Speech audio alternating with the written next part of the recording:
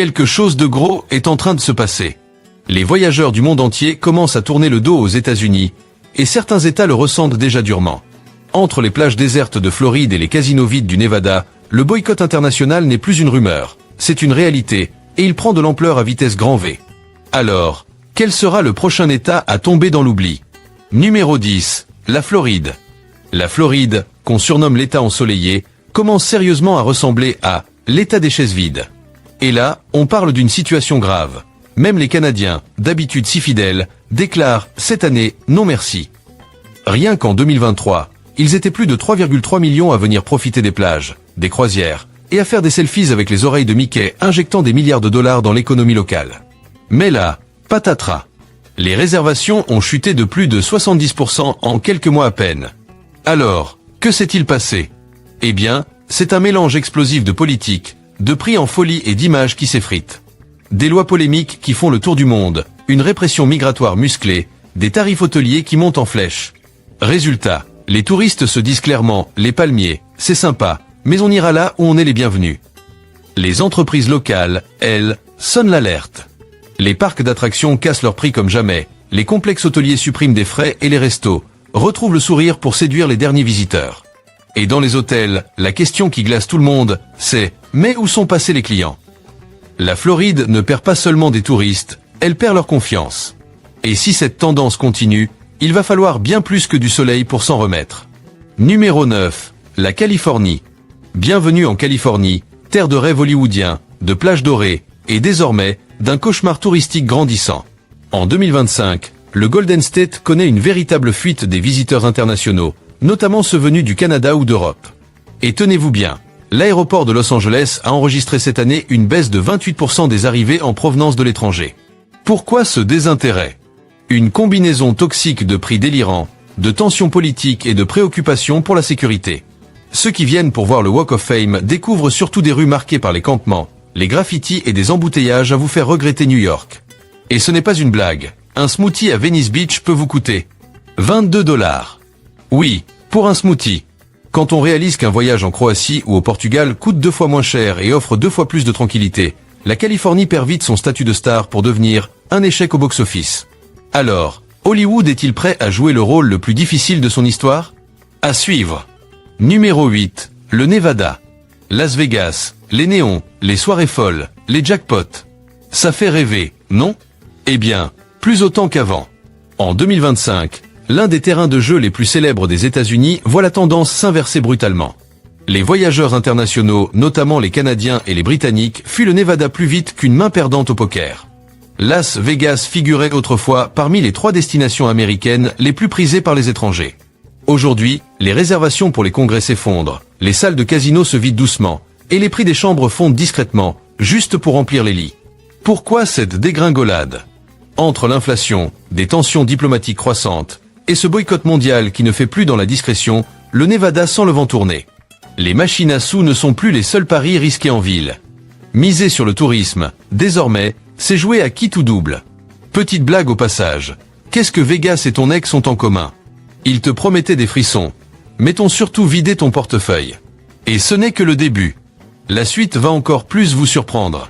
Alors pensez à j'aimer, à vous abonner, et à partager cette vidéo parce que ce qui arrive ensuite va vraiment vous retourner. Numéro 7, New York. On pourrait croire qu'une ville aussi mythique que New York ne peut pas être boudée. Après tout, entre sa skyline légendaire, Broadway, Times Square et la Statue de la Liberté, qui pourrait résister? Et pourtant, en 2025, les touristes commencent sérieusement à faire marche arrière. Ce qui était autrefois un rêve inscrit sur la liste des choses à faire absolument devient désormais un endroit que beaucoup évitent sciemment. La question que les voyageurs du monde entier se posent, c'est simple. Est-ce que ça vaut vraiment tout ce chaos? Jetons un œil aux chiffres. En 2023, New York a accueilli plus de 66 millions de visiteurs. Mais au début de 2025, le nombre de touristes internationaux a chuté de près de 25%. Et cette baisse se traduit directement en milliards de dollars de revenus touristiques envolés.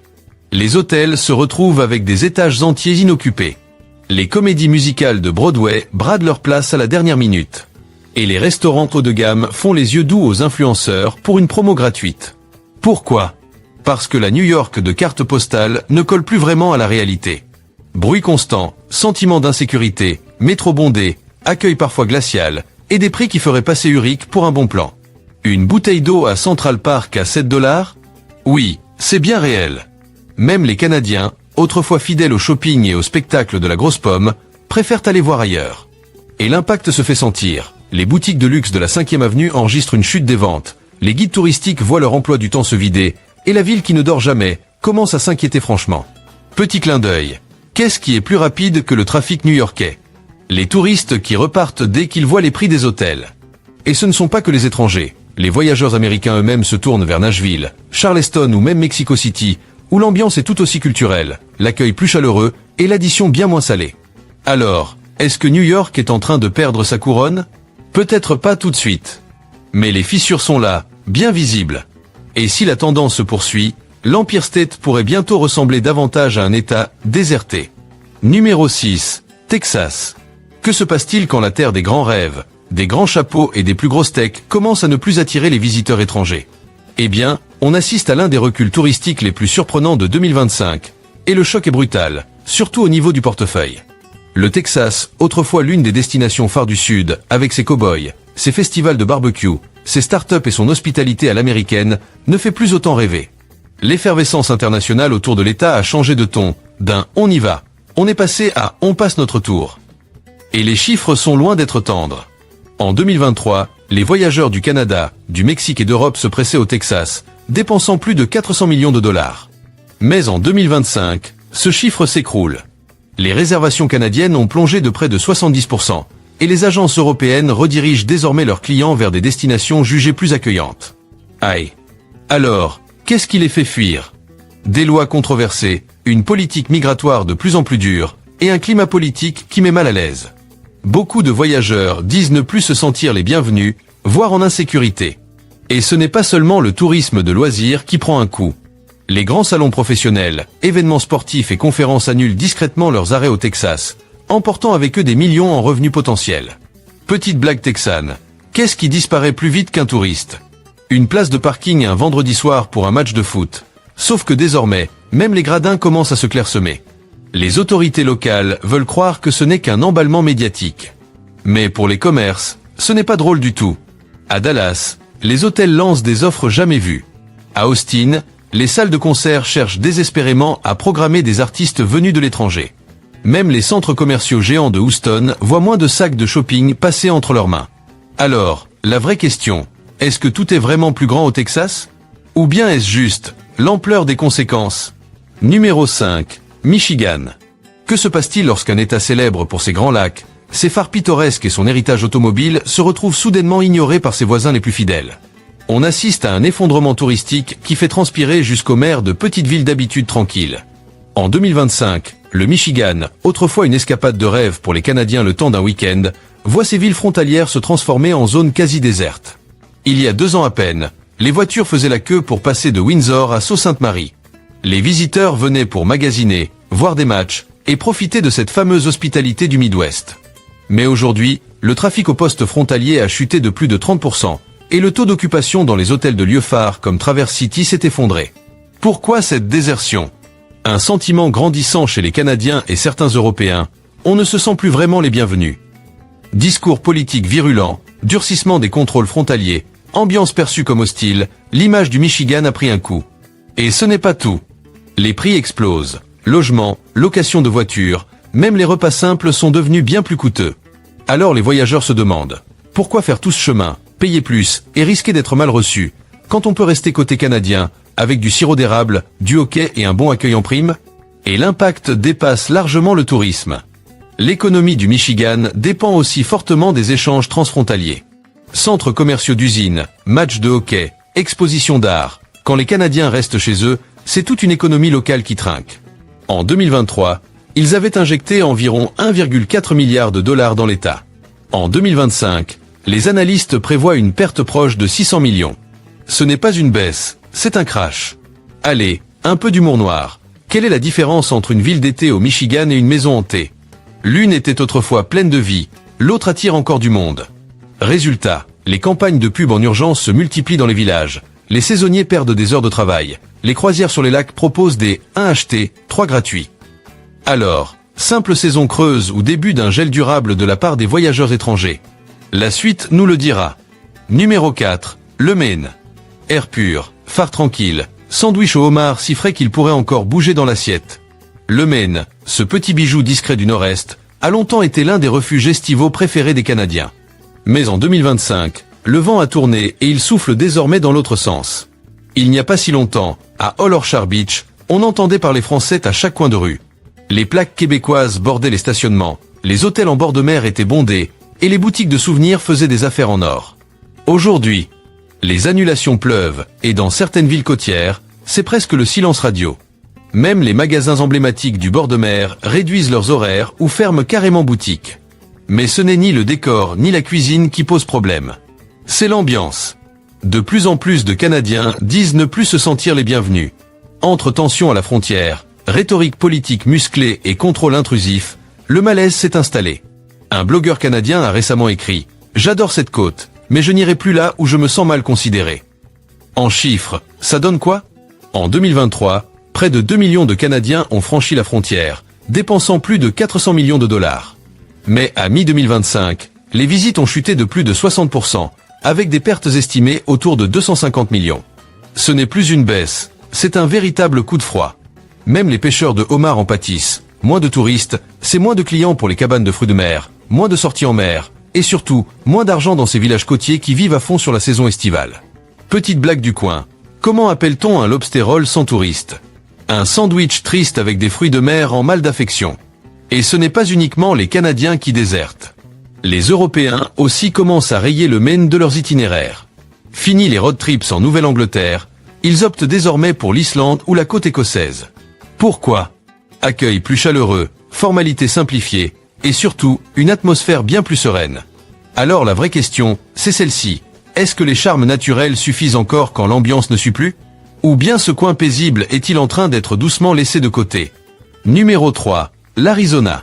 Des roches rouges, des ciels infinis, des couchers de soleil à couper le souffle, mais aussi, de plus en plus, des chambres d'hôtel vides. L'Arizona, qui offrait l'un des paysages les plus spectaculaires des États-Unis, voit aujourd'hui ses sentiers se vider. Pourquoi? En 2025, le boycott touristique mondial a atteint le sud-ouest américain et ça chauffe, dans tous les sens du terme. Autrefois, les voyageurs européens affluaient vers les parcs nationaux, les Canadiens s'y réfugiaient pour fuir le froid, et les influenceurs remplissaient leurs fils d'images de canyons et de déserts. Mais cette année, le tourisme international a chuté de près de 40%. Certaines agences de voyage ont même complètement retiré l'Arizona de leur circuit. La raison? Des politiques locales perçues comme hostiles, des lois migratoires de plus en plus sévères, et des contrôles aux frontières qui donnent aux touristes le sentiment d'être traités comme des suspects plutôt que des invités. Ajoutez à cela des billets d'avion hors de prix, des hôtels trop chers, et des droits d'entrée dans les parcs en hausse, le rêve désertique se transforme en déception. Un chiffre qui pique, en 2023, les visiteurs étrangers ont injecté près de 1,1 milliard de dollars dans l'économie locale. En 2025, les experts estiment que les pertes pourraient atteindre 400 millions. Ce n'est pas une simple bosse sur la route, c'est un gouffre. Même Sedona et Flagstaff, habituellement animés, prennent des allures de villes fantômes. Les boutiques baissent leurs prix, les guides touristiques peinent à remplir leurs groupes. Petite touche d'humour, qu'est-ce qui est plus brûlant qu'un désert arizonien en juillet? Les responsables locaux tentant de calmer les commerçants furieux qui ne voient plus les touristes arriver. Et le Grand Canyon, toujours aussi majestueux, bien sûr. Mais le public international, qui représentait presque la moitié des visiteurs, s'éloigne. Moins de visites guidées, services de navettes réduits, et même les hôtels de luxe proposent désormais des offres groupons. Alors, la beauté naturelle suffira-t-elle à sauver l'Arizona? Ou bien l'État risque-t-il de passer du rang de merveille du monde à celui de mise en garde mondiale? Numéro 2, la Géorgie. Charme du Sud, thé glacé et berceau du hip-hop. La Géorgie, c'était l'une des destinations les plus prisées pour sa culture, sa cuisine et son ambiance unique. Mais en 2025, elle voit ses chiffres de fréquentation plonger et pas dans une piscine. Autrefois refuge des amateurs de musique, de films et de bonne bouffe venus du monde entier, l'État devient aujourd'hui un exemple de ce qu'il ne faut pas faire. Atlanta, la perle du Sud, attirait des millions de visiteurs internationaux grâce à ses studios, son histoire, sa vie nocturne. Cette année, les arrivées de l'étranger y ont chuté de 35%, et les autorités touristiques cherchent désespérément à redresser la barre. Que s'est-il passé? Des tensions politiques grandissantes, des lois électorales qui ont fait scandale à l'international, et des problèmes de sécurité relayés jusqu'en Europe. Quand les grandes plateformes de réservation européennes ajoutent une mention « Prudence conseillée », ce n'est pas juste mauvais pour l'image, c'est carrément un signal d'alarme. Et l'impact économique? Il est sévère. En 2023, les touristes étrangers ont dépensé plus de 1,6 milliard de dollars dans l'État. En 2025, ce chiffre pourrait chuter de près de 500 millions. Des hôtels chics de Savannah aux restos étoilés d'Atlanta, les commerces souffrent. Petite blague made in Georgia. Qu'est-ce qui est plus lent que le trafic d'Atlanta aux heures de pointe? Le retour des touristes qui ont déjà découvert des destinations plus accueillantes et moins chères. Même l'industrie cinématographique, autrefois si séduisante pour les fans de Marvel ou de culture pop, prend un coup. Les Européens qui venaient pour voir les lieux de tournage optent désormais pour le Canada ou le Royaume-Uni. Et le plus triste dans tout ça, ce sont les communautés locales qui dépendent le plus du tourisme, souvent les quartiers historiques, les petits commerces, les entreprises afro-américaines qui encaissent les plus gros chocs. Alors, la Géorgie peut-elle inverser la tendance et regagner la confiance du monde? Ou est-ce déjà trop tard? Numéro 1, l'État de Washington. Brume matinale, géant de la tech, et café assez corsé pour réveiller un ours. Pendant des années, l'État de Washington a été une pépite touristique du Nord-Ouest. Mais en 2025, le décor a changé. Ce n'est plus une destination qu'on réserve, c'est une qu'on évite. Et le silence qui règne dans les aéroports, les hôtels et les marchés emblématiques est assourdissant. Autrefois, les touristes s'y bousculaient pour prendre des selfies au sommet de la Space Needle, goûter au saumon frais de Pike Place, ou randonner dans des forêts vers émeraude.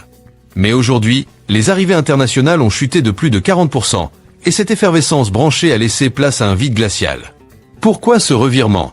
Tout a commencé avec des polémiques politiques, amplifiées par des tensions migratoires, puis des témoignages de voyageurs étrangers qui ont partagé en ligne des expériences peu reluisantes.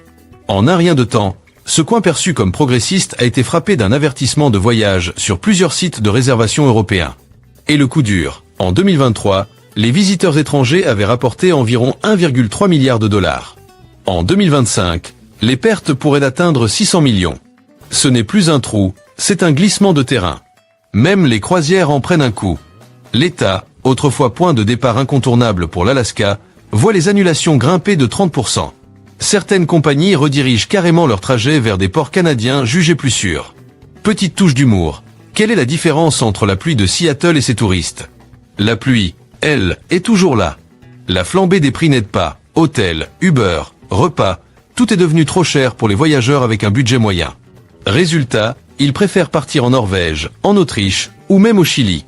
Moins cher, plus sûr, et pas de polémique. Même la culture du café en prend un coup. Les fans de l'enseigne Starbucks d'origine préfèrent aujourd'hui les petits cafés cosy de Copenhague ou Melbourne. Alors, la ville de l'innovation pourra-t-elle sortir de cette tempête par le haut? Ou bien restera-t-elle prisonnière de son propre brouillard économique?